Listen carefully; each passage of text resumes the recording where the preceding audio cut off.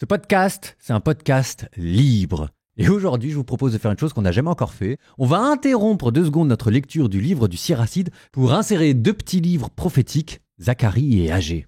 Parce qu'on a changé en première lecture. On est passé du livre des chroniques qui donnait la théorie du second temple à la pratique, et Esdras et Néhémie qui vont le mettre en œuvre. Sauf qu'on a 2 prophètes qui ont exercé leur ministère à cette époque. Donc c'est en ce moment qu'il faut qu'on mette ces livres. Ce qui fait qu'en premier épisode, vous aurez la version historique de la reconstruction du temple, et en deuxième épisode, vous aurez la vision prophétique de la reconstruction du temple. Alors, pour Siracide, rassurez-vous, on le retrouvera après. Et la structure du Siracide étant relativement plus souple, s'il y a un livre que l'on peut interrompre au milieu sans dommage pour insérer 1 ou 2 petits livres, c'est bien Siracide. A l'inverse, ça vaut peut-être aussi le coup qu'on fasse un récapitulatif sur les prophètes. On en est où de tout ce qu'on a entendu ? Normalement, dans les prophètes, vous avez 4 prophètes majeurs, Daniel, Ézéchiel, Isaïe et Jérémie, on les a fait, et vous avez 12 prophètes mineurs, Jonathan, Habacuc, Nahum, et parmi tous ces prophètes, il nous en reste 3 à voir, qu'on appelle des prophètes post-exiliques, Agée, Zacharie, Malachie. On va en faire 2 là, Agée, Zacharie. On va garder le 3e, Malachie, pour un peu plus tard, car il a prophétisé 1 ou 2 siècles après. Donc, plantons le décor pour Zacharie avec qui nous allons commencer. Vous êtes à Jérusalem en moins 539. Des exilés qui sont revenus sans grand enthousiasme dans un pays délabré. Et le grand jour, le jour où la dynastie allait enfin être restaurée, le jour du Seigneur où tout le monde allait s'agenouiller devant Jérusalem, on est peut-être en train de reconstruire le temple vaille que vaille avec Zorobabel. En attendant, c'est pas le plein rétablissement des prophéties messianiques. Tout le monde est déprimé. Du coup, le prophète Zacharie, fils d'Iddo, se lève. Nous l'écoutons, Zacharie, chapitres 1 et 2. Et Zacharie, il a un truc pour motiver les troupes. Il se dit que rien ne vaut mieux qu'une bonne vieille apocalypse. Parce que ce qui s'est passé, c'est que dans sa vie, un jour, une nuit, il a reçu 8 visions apocalyptiques, pouf, comme ça, d'un coup. Il est comme ça, Zacharie. On va commencer avec les 3 premières visions. Je voudrais d'abord 1, vision des cavaliers, qu'on retrouvera dans l'Apocalypse. 2e vision, les cornes et les forgerons. Là, on a l'impression d'être dans du Daniel. 3e vision, la chaîne de l'arpenteur. Cette fois-ci, c'est peut-être plutôt une reprise d'Ézéchiel où on voyait des anges qui mesuraient le temple. Zacharie, chapitres 1 et 2.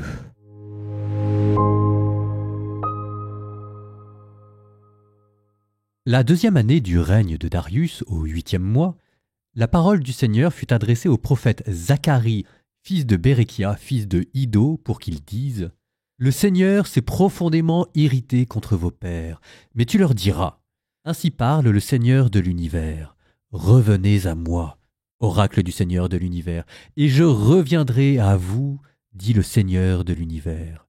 Ne soyez pas comme vos pères que les prophètes de jadis ont interpellés en disant « Ainsi parle le Seigneur de l'univers, revenez donc de vos mauvais chemins, de vos actions mauvaises. » Mais ils n'ont pas écouté. Ils n'ont pas prêté attention, oracle du Seigneur. Vos pères, où sont-ils? Et les prophètes, vivent-ils pour toujours? Cependant, mes paroles et mes décrets que j'avais confiés à mes serviteurs les prophètes, n'ont-ils pas atteint vos pères? Alors ils sont revenus et ils ont dit, de la manière dont le Seigneur de l'univers avait résolu de nous traiter selon nos chemins et nos actions, ainsi nous a-t-il traités. La 2e année du règne de Darius, le 24e jour du 11e mois, le mois de Séba, la parole du Seigneur fut adressée au prophète Zacharie, fils de Béréchia, fils de Iddo, pour qu'il dise « J'ai eu pendant la nuit une vision. Voici qu'un homme, monté sur un cheval roux, se tenait entre les myrtes de l'abîme, et derrière lui, il y avait des chevaux roux, bruns et blancs. Je dis « Ceux-ci, que sont-ils, mon Seigneur ?» L'ange qui me parlait répondit « Moi, je te ferai voir ce qu'ils sont. » L'homme qui se tenait entre les myrtes intervint et dit « Ceux-là, le Seigneur les a envoyés parcourir la terre. » Ils s'adressèrent à l'ange du Seigneur qui se tenait entre les myrtes, et ils dirent « Nous venons de parcourir la terre, et voici que la terre est tranquille. » L'ange du Seigneur reprit alors la parole et dit « Seigneur de l'univers, combien de temps refuseras-tu d'avoir compassion de Jérusalem et des villes de Juda, auxquelles tu fais sentir ta colère depuis 70 ans ?» À l'ange qui me parlait, le Seigneur répondit des paroles de bonté, des paroles de consolation. L'ange qui me parlait me dit alors « Fais cette annonce. Ainsi parle le Seigneur de l'univers. Pour Jérusalem, j'éprouve un amour jaloux. Pour Sion, une grande jalousie. Et je suis très profondément irrité contre les nations qui vivent bien tranquilles, alors que moi j'étais faiblement irrité contre Jérusalem. Elles ont ajouté à son malheur. C'est pourquoi ainsi parle le Seigneur. De nouveau je me tourne vers Jérusalem avec compassion. Ma maison y sera rebâtie, oracle du Seigneur de l'univers, et le cordeau à mesurer sera tendu sur Jérusalem. Annonce encore. Ainsi parle le Seigneur de l'univers. Mes villes regorgeront encore de biens. Le Seigneur va encore consoler Sion, encore choisir Jérusalem. Je levai les yeux et voici ce que j'ai vu. C'étaient 4 cornes.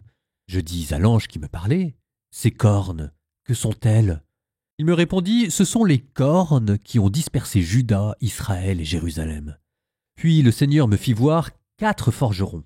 Et je dis, « Ceux-ci, que viennent-ils faire » Il me répondit, « Les cornes ont dispersé Juda au point que personne n'osait plus relever la tête. Mais ceux-ci sont venus pour effrayer et faire trembler les cornes des nations qui se sont levées contre le pays de Juda afin de le disperser. » Je levai les yeux et voici ce que j'ai vu, un homme qui tenait à la main une chaîne d'arpenteur. Je lui demandai, « Où vas-tu » Il me répondit, « Je vais mesurer Jérusalem pour voir quelle est sa largeur et quelle est sa longueur. » L'ange qui me parlait était en train de sortir lorsqu'un autre ange sortit le rejoindre et lui dit « Cours et dis à ce jeune homme, Jérusalem doit rester une ville ouverte à cause de la quantité d'hommes et de bétail qui la peupleront. Quant à moi, je serai pour elle, oracle du Seigneur, une muraille de feu qui l'entoure, et je serai sa gloire au milieu d'elle. Allez, allez, quittez en hâte le pays du Nord, oracle du Seigneur. Aux 4 vents des cieux je vous avais dispersé, oracle du Seigneur. Allez, Sion, sauve-toi, toi qui es installé à Babylone. Car ainsi parle le Seigneur de l'univers, lui dont la gloire m'a envoyé aux nations qui vous dépouillèrent. Celui qui vous touche à la prunelle de mon œil. Oui, me voici. Sur elles, je vais lever la main. Elles deviendront le butin de leurs esclaves. Alors vous saurez que le Seigneur de l'univers m'a envoyé. Chante et réjouis-toi, fille de Sion. Voici que je viens, j'habiterai au milieu de toi, oracle du Seigneur. Ce jour-là, des nations nombreuses s'attacheront au Seigneur. Elles seront pour moi un peuple, et j'habiterai au milieu de toi. Alors tu sauras que le Seigneur de l'univers m'a envoyé vers toi. Le Seigneur prendra possession de Juda, son domaine sur la terre sainte. Il choisira de nouveau Jérusalem. Que tout être de chair fasse silence devant le Seigneur, car il se réveille et sort de sa demeure sainte.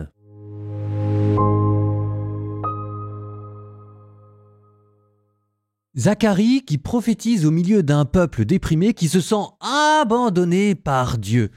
Est-ce que vous, les visions que vous avez entendues, ça vous aurait motivé, ça vous aurait redonné du cœur à l'ouvrage ? Je pense que la réponse est oui. Parce que le but de ces visions, c'est de vous révéler la grandeur de ce que vous êtes en train d'entreprendre et que par lassitude, vous avez fini par oublier. Il y a quelque chose d'assez vrai là-dedans, c'est que dans toutes les entreprises difficiles que nous faisons au long cours, s'il n'y a pas une mystique qui vient renouveler notre regard pour rappeler le rêve qu'il y avait derrière ce que nous avons entrepris, on finit par l'oublier et on finit par se décourager. C'est vrai de la reconstruction d'un temple, mais je pourrais dire la même chose d'un mariage ou même simplement d'un sacerdoce. C'est en vous montrant le rêve qu'il y a derrière que vous pouvez remotiver les personnes. La grandeur d'âme, c'est le fait de vouloir se lancer dans des entreprises nobles, ardues et difficiles. Encore faut-il avoir l'énergie et la vision de l'accomplir. Et ça, c'est ce que voulait vous donner Zacharie. Alors reprenons ces visions, on a entendu les 3 premières qui forment comme une introduction. On verra demain le centre de sa vision. Pour l'instant, allons-y pas à pas. La première vision nous montrait des cavaliers, un thème qui sera repris plus tard dans Saint Jean, dans l'Apocalypse. Avec une différence, c'est que ici, ces cavaliers sont en mission d'observation, c'est une patrouille de surveillance, tandis que dans l'Apocalypse, elles auront une mission d'exécution, et elles seront les agents de la colère divine, la mort, la famine, la peste. Pour l'instant, on les voit parcourant les myrtes, un arbuste toujours vert, symbole de l'éternité, et rapportant que la terre est tranquille. Quand la terre est tranquille, dans la Bible, c'est pas toujours un bon signe. Souvenez-vous de ce que disait Jésus. Au temps de Noé, on riait, on mangeait, on buvait, on prenait des femmes, on épousait, on avait des enfants. Survint le déluge qui les engloutit tous. Il y a une paix qui est bonne, il y a une paix qui n'est pas bonne. Dans le contexte d'un empire qui a laissé les Juifs rebâtir le temple, la paix signifie ici l'indifférence générale des voisins, voire leur hostilité. Mais Dieu conclut cette mission d'observation en disant que ses yeux sont posés sur le temple, manière de dire que malgré l'indifférence générale, la priorité reste bien à ses yeux le temple. Dieu annonce qu'il va faire revenir sa présence. Donc, le premier songe posait une vision cosmique. La deuxième vision, elle, vous montrait à travers ses cornes comment Dieu allait briser l'ordre général. Les 4 cornes et les 4 forgerons. Alors les cornes, c'est vu et revu, que ce soit dans Daniel ou que ce soit dans l'Apocalypse qui reprendra la même imagerie. Les cornes, symbole de la puissance, les cornes du taureau. 4 cornes qui sont apparues pour disperser Juda et Jérusalem. On pense aux 4 empires, les Assyriens, les Babyloniens, les Mèdes et les Perses. Ou sinon, vous remplacez les Mèdes par l'empire d'Alexandre. Et en face de ces 4 cornes, 4 forgerons vont apparaître pour terrasser ces cornes. Alors on se dit, tiens, c'est curieux, des forgerons contre des cornes, on ne comprend pas très bien. Alors mes notes de bas de page disent, 4 forgerons, ça signifie des artisans, dont le savoir-faire et les capacités mises en commun sont décuplées, le chiffre 4 marquant la plénitude. Bon, je ne sais pas si ça nous avance beaucoup, je pense que l'idée derrière, c'est que, vous voyez, les cornes, c'est la violence brutale, la violence sauvage, bestiale, et en face, vous avez un forgeron qui façonne un outil adapté, c'est plutôt l'image de la puissance de la civilisation. C'est-à-dire que le but, c'est pas d'opposer à la guerre, le but, c'est d'opposer la civilisation à la guerre. C'est ça, les 4 forgerons qui détruiront ces 4 cornes. Ensuite, troisième vision. Alors vous voyez, c'est toujours plus structuré que ça n'en a l'air. Les visions apocalyptiques, il y a un côté surréaliste, mais on s'aperçoit que tout suit une structure et un ordre. On commençait dans la première vision par observer le monde, puis deuxième vision par briser l'ordre établi, et maintenant avec cette troisième vision, l'homme au cordeau, on va rebâtir. On voit un homme arpenter Jérusalem, probablement pour en poser les fondations. Zorobabel, son nom n'est pas dit, mais aussitôt un ange arrive pour l'interrompre. Jérusalem sera une ville sans murailles à cause du grand nombre d'hommes et de bétail en son sein, car le Seigneur lui-même sera une muraille de feu tout alentour. C'est très beau, hein ? C'est très très beau. Alors ici, on a repris les anciennes prophéties de Jérémie et d'Ézéchiel, où on voyait un ange qui mesurait au cordeau le temple. On le retrouvera d'ailleurs plus tard dans l'Apocalypse, mais ici, on vous montre un temple où il n'y a pas de muraille, un temple ouvert. Non pas une citadelle repliée, mais une citadelle où tout le monde peut venir parce que la protection, c'est Dieu qui remplace les murailles. Vous avez derrière le thème des nations païennes qui viendront jusqu'à Jérusalem. Vous avez aussi l'idée d'un rayonnement mondial et universel, et puis cette fois-ci d'une paix, d'une véritable paix. Pas comme cette fausse paix qui avait été décriée dans la vision numéro 1, mais d'une paix telle dans la vision numéro 3 que Dieu étant tout en tous, il n'y a plus besoin de murailles. Au nom du Père et du Fils et du Saint-Esprit, Amen. Seigneur, donne-moi une vision sur ma vie, sur mon destin, sur les œuvres que tu me demandes d'accomplir. Donne-moi à voir la place que je peux avoir dans le monde et dans ton histoire, Seigneur. Montre-moi les visions que tu vas accomplir à travers moi, Seigneur. Montre-moi le chemin d'éternité que tu as ouvert. Ouvre mon cœur et donne-moi du cœur à l'ouvrage, même quand ce que je fais est difficile, qu'il s'agisse de mon travail, qu'il s'agisse de ma famille, qu'il s'agisse d'autre chose, mais Seigneur, que je ne quitte jamais le monde de tes visions.